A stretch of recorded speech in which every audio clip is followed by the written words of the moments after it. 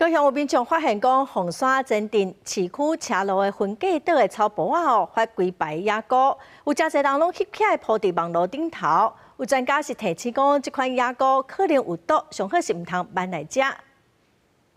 高雄红山这个道路分隔岛出现一大片的野香菇，一蕊一蕊浅色的野菇，民众拢走来翕相。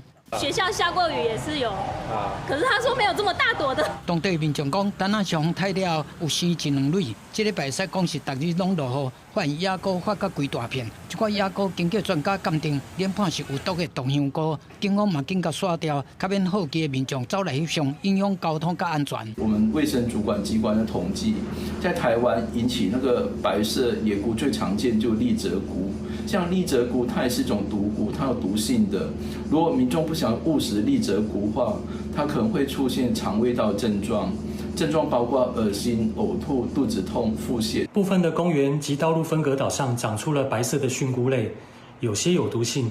请民众看到了，不要随意摘采食用。找过在于前镇区这片草坡啊，各商场头前，各会当看到野香菇，其中嘛包括毒香菇。专家提醒民众，真侪食到野香菇中毒的个案，民众一定要细致。那个应该不能吃吧？我怕那个有毒哦，而且也不干净，地上有污水啊那些。含摸嘛无爱摸，啥弄啊？会毒啦，迄种食落会有人食死咧。 专家讲，民众对外观青色的野菇较有防备心，不过却无去注意到白色的野菇嘛可能有毒。不管是伫郊区也是市区，都要有确认品种。若无食对这种落雨了发出来野菇，千万唔通去慢来食，才会当确保安全。记者综合报道。